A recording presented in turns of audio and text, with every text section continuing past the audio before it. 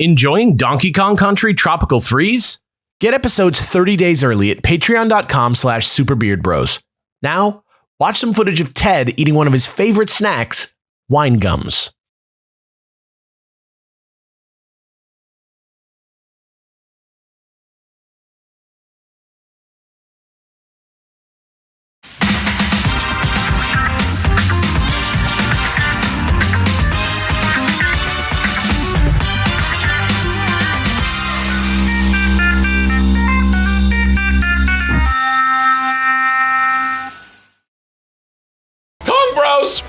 It's monkey style. We're here in the Poison Lake on the watermelon slice. Panicky Brett, paddles. Jirard, and Alex are here. Hello. Ted has got like his sweater slung over his shoulders like a preppy villain from a high school film. Oh, dude, you are so the villain in this high school story. He's literally wearing Sierra Nevada pale ale shades When right now. when you walk in the room, when you walk in the room, Blink-182's "Damn It" is playing a little too loud. Yeah. Ted has a snake somewhere on his car. Dude, Yeah. A live snake. a live And the snake. car's my body, my lower back. Sorry? His car is his. He has the GBA tribal tattoo on his above his butt. So he's just one of the guys from Cobra Kai? Yeah. He's killing. Oh, I died. He's great at martial arts. Guys, it's been weeks since I played Donkey Kong, so I forgot everything. Don't tell them that. Sorry, it's been exactly 2 days since I played Donkey Kong. Nice. The show is live right now. It is live. We only start performing when you click on the video. Yeah, and be true. sure to leave your tips on what we're doing as you watch in the comments. We will watch and comment back. It will help. It will help. It will really We help. will read it, and it will help us. We know will where to read go. it, and it'll help us so much that by the time you give the advice, we will have already read it and be done with the game. Yeah, have you seen Interstellar? It's Yeah. like that. Dude, oh, I know exactly what you mean, Yeah. bro. Ooh, okay. Something about this guy. Look at that boost. Hey. Something about that guy. Hi, it's me, Banana. I died a long time ago. Chase me, Banana, and you can die too. I'm one of the old kinds of bananas, the ones we don't have anymore. You don't remember, but your great-granddad does. And he's only seen pictures. He is still young comparatively to the age of the Earth, and we're all gonna die when the sun explodes. Didn't mean to get so sardonic. But then again, I'm a banana with wings who lives forever. I'm a vegetable without any ethics.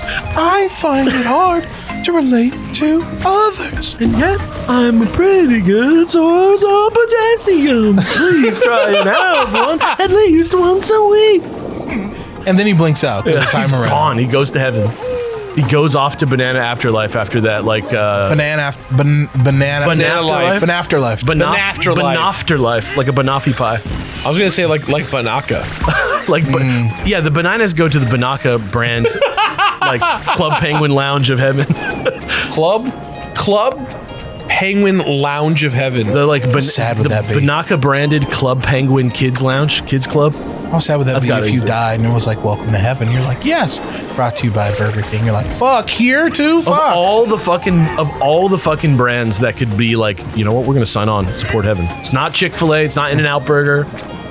It's fucking BK.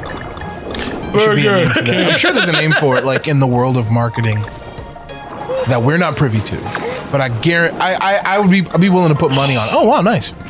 No, I'd be willing to put money on the existence of like a word that is used to describe the strategy and technique that I believe many advertisers have been using in the past many years. Afterlife marketing. No, that has nothing to do with the afterlife. We'll talk. We'll talk okay. later about death. Don't worry. Purchasing parts of spiritual planes. No, the because we're talking about it's- Burger King, and I'm just thinking about their latest ad campaign, and I feel like there's just so much noise nowadays, right? Like we're constantly being. What is their current ad campaign? We'll get there, but we're like there's so much noise, right? Like our attention. It's not even that things are constantly grabbing our attention. It's that like nothing is grabbing our attention. It has to because be everything- real loud to stand Yeah, out. for anything to grab our attention, it has to be arrested through extreme means.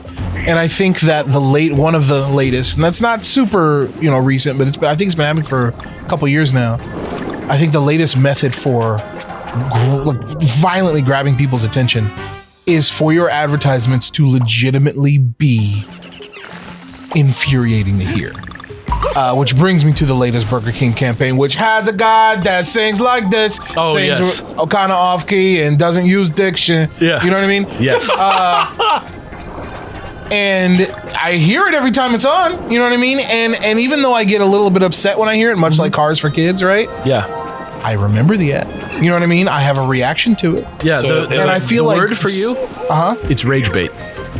Rage bait. I think it's a difference. I think rage bait is like, ooh, I'm consciously upset at this. Let me comment on it and try and correct something. I think there's a difference between that and like, we just like made our brand stick in your head a little bit, just like by Trojan horsing our way into your consciousness via just being annoying. Like we are farmers. Yeah. Da-da-da-ba-ba-ba-ba. Now that one, are you annoyed by that one? I don't mind that one, but I can see how someone. I'm just I curious. find it weird enough to be memorable, which I think like specifically annoying stuff. I don't know if everybody can say that the same stuff is annoying. I'm sure some Yeah, people love yeah. that stupid ass Burger King That's commercial. my thing, though. No, that's my thing. Yeah. I've never heard anyone say like, "Oh yeah, this is like." Everyone I've ever heard has been like, "God awful," like makes me feel bad. Yeah. With that one, do you not mind the new Burger King ad campaign? I haven't seen it, so I've. Yeah, you don't speak on it, but Alex, I don't think it's like infuriating, but I do think it's like I don't love it. I think Burger King. maybe my theory's off then. I don't know. No, but you're definitely right. As somebody who has worked at some of the highest level like marketing that you can work. Oh, okay. Seriously, I've worked with You worked McDonald's, at Hasbro, MySpace, yeah. I've like clients that really think about that shit. It is absolutely true that type of stuff happens in meetings all the time. It's the equivalent of Patrice O'Neal's classic bit, right?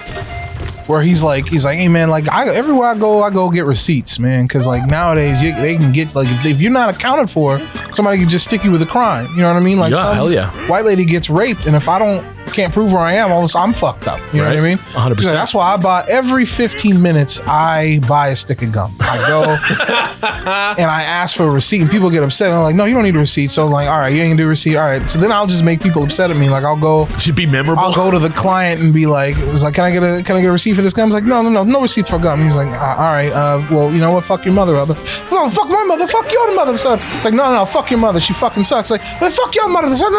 And then he's like, yeah. What time is it? 9:45. Like, all right, just all right. I'll see you later. Literally the actual strategy of many Columbo villains. Genuinely. That reminds me, I just watched a video on Afro surrealism, Sure. and that kind of reminded me of it in the show Atlanta. Yeah. I'm like super into dive deep into that. Yeah, a lot of genres nowadays that like, I don't know if a black person coined Afro surrealism. They may have, but it's the same way I feel about Afro surrealism and like the neo Afro horror movement from Jordan Peele is the same way I feel about vaporwave. It sounds like people like giving a name to something that's always existed. You know what I mean? I mean, that's what it always is. Yeah, well, it's like no. We black people have always been into horror just as much as anybody else. Y'all just didn't, ask us about It's it. kind of like you're recontextualizing something that everybody already knows about. Not everyone already knows about, obviously, but like the people in question. That's what I mean. know Yeah, about. like okay, like for example, like Drive.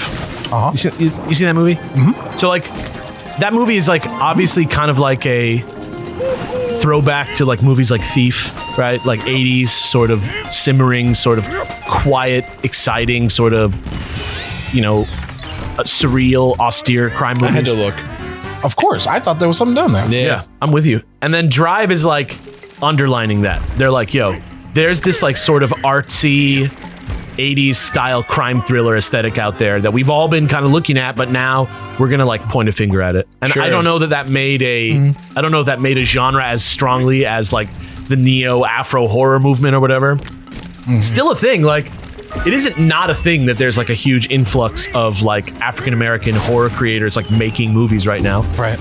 I don't think it's like a completely art-driven movement. I think like, you know, everybody wants a Jordan Peele. The only reason I brought the point I was making was that like, obviously we're getting more of it now for obvious reasons. Yeah. That you just stated. The only point I was making was that like this stuff has always existed. It's just that now people are aware of it. Yeah, no, exactly. But that's what I mean. It's like all it is it's like a really good horror movie came out, so everybody's like, oh shit, let's talk about that. It made a bunch of money. It's like, do you black people have any other ideas? And we're like, yes. Oh shit. Died.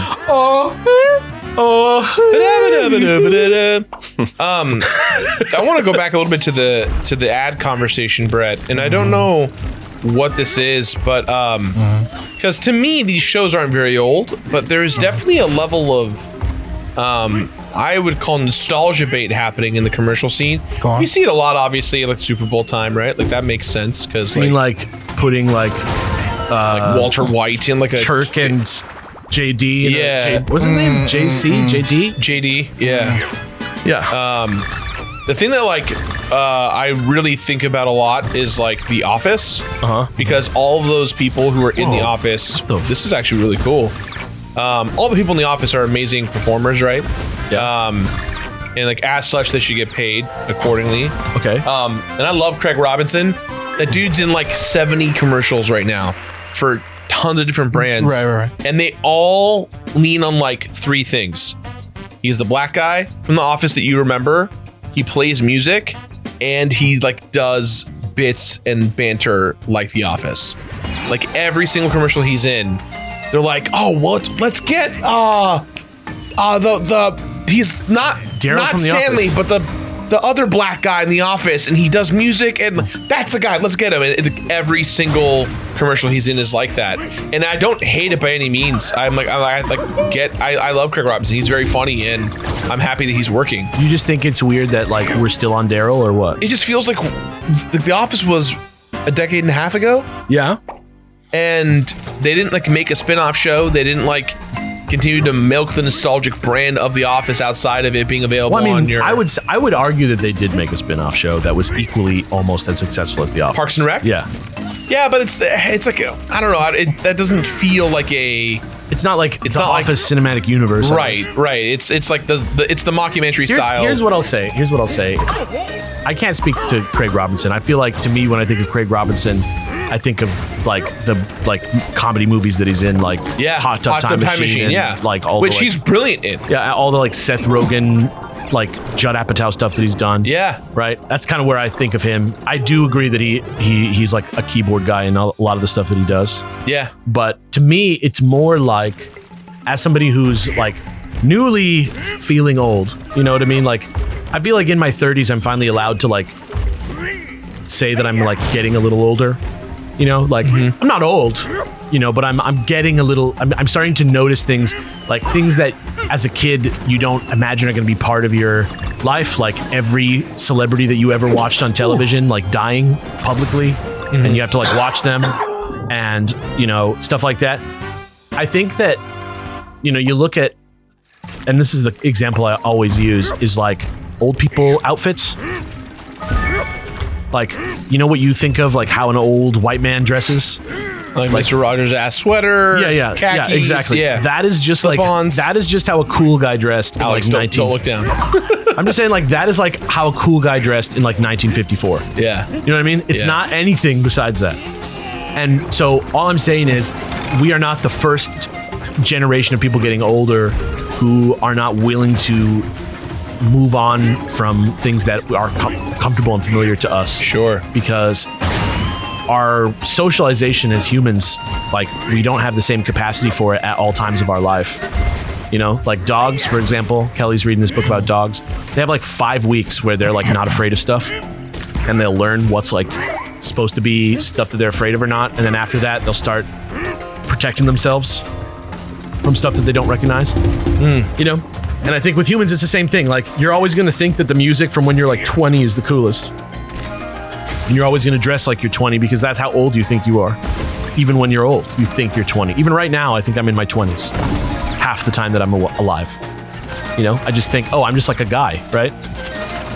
So I think there's something to that. I think that now that people our age are in the jobs that make Super Bowl commercials, I think we want. I think we want. Office. Now I understand where you're coming I think from. we want office aesthetic. Yeah. Now I understand. That makes sense. It's like the same reason why it's nostalgia for us. Yeah. And thus the people who are in charge are nostalgic for it as well. It's the same reason why, even though it doesn't seem exciting to us anymore, if you think back to like the 90s and late 80s, instead of like superhero movies as we have them, they have like Dick Tracy and like the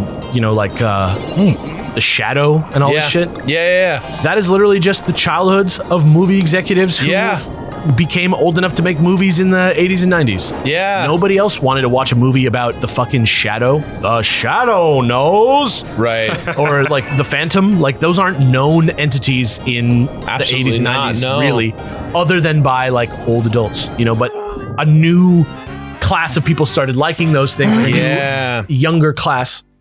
And then, Batman This level is fucking big, by the way. This is we've been on this level for the whole time this episode. Yeah. I don't even know if superhero movies would exist if Batman 1989 didn't come out and bridge the gap, because Batman happens to be quite old and still popular. Right. Like, Batman is the same as Dick Tracy, but he's also the same as, Deadpool. Still as relevant. Interesting. That's fascinating. Sorry, Brett. Have you been awfully quiet? Is it because our conversation is like not interesting? No, you're both just really wrong. Well, damn. The funny thing is that returns to being quiet. There's a level of truth to how he feels. That's why it's funny. Like No. Motherfucker was talking. That's all. Like. I go sometimes, man. He's a good listener. Sometimes I just go. Sorry? You're a good listener. What did you say? I admire that. Ted, speak up, dude. Just kidding. I can't say anything. I can't do anything. You know what? Replace Ted. I should leave. He wasn't listening to you. I'm gone. You get it? The joke was that he wasn't a good listener. Yeah, He I got wasn't it. being a good Thank you. listener. I don't know if Ted got it, you guys. Oh, shit. Can I get pegged by these? I wonder if you get anything for getting all of them. I'm gonna do Welcome it. to this game. And there it is. Anyway, the whole point of this was like, do you think we can get Tay Zonday on here? I probably could. Ted's a good guy. I did a Mario Kart tournament with him a long time ago. Did you win? No. Watch out for the bullet. Dude, I gotta say, Blue Shell, this is bullshit. let me, guys, I have to tell you this story because it was incredible.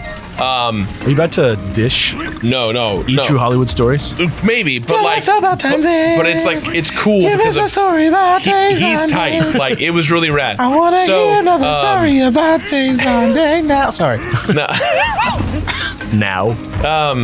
No, this is the story. No, so we do this Mario Kart tournament with Disney XD. Oh, this was a fucking wild day. This was a wild story. So Disney XD was, the gamer brand. It was the X Games of Disney kids. Yeah. And they had this show called the Gamers Guide to #Victory. And it was about how a pro gamer was who had to leave Like a sitcom? school. Yeah.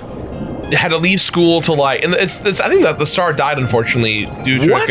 he was a young guy. It was real sad. Is this the same show that we auditioned for?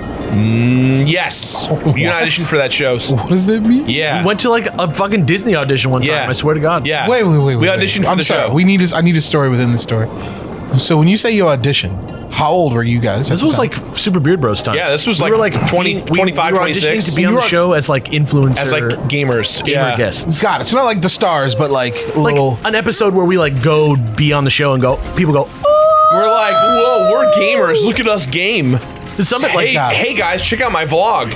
like the It's just every day for you guys. Got it. Yeah, like the bees on Gilligan or whatever they're called. Okay, so all right. So, This show. Anyway, so YouTube and Nintendo call me together and they say, "Hey, you're a Nintendo influencer. We'd love to have you be on our show. It's to promote this show called Gamers #Guide to Winning or whatever it is, and we're gonna do it by doing a Mario Kart 8 Wii U tournament." We were like, oh, okay, so what are the rules? And so they were like, oh, it should be like a straightforward tournament. I'm like, great.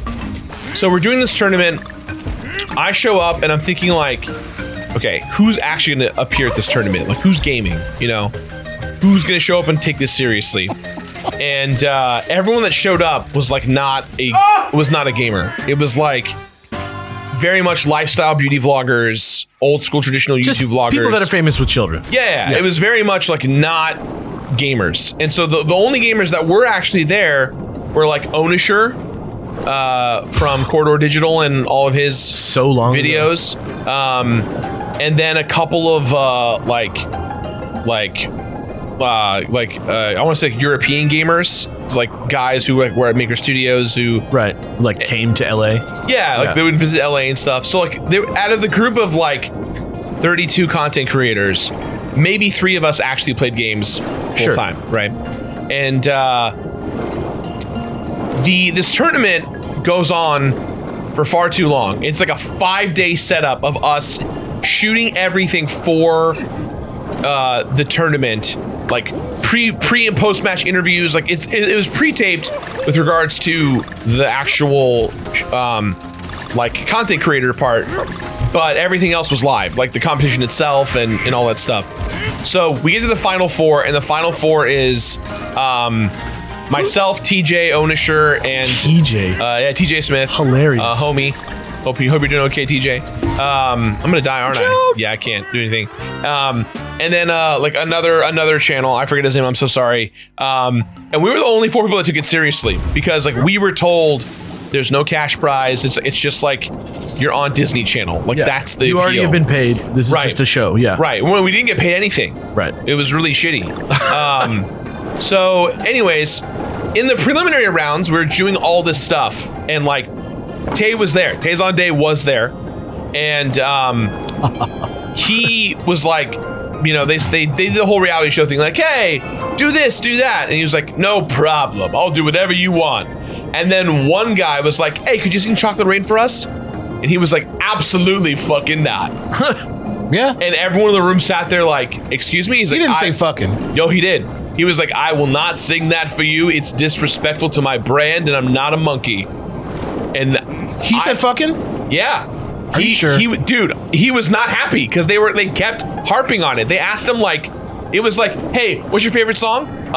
This. What's your favorite this? Yeah, and sing Chocolate Rain? No. Okay, do this, and then sing Chocolate Rain? No. Like they kept asking him over and over again. And he reached a point where he was like, you have to stop asking. I'm not going to sing that song. That song is not for you. It's my song, and you're going to use it in commercials. Not for you.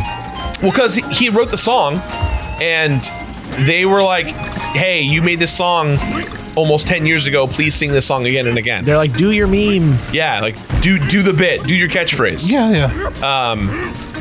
I had so much respect. I still have respect for him.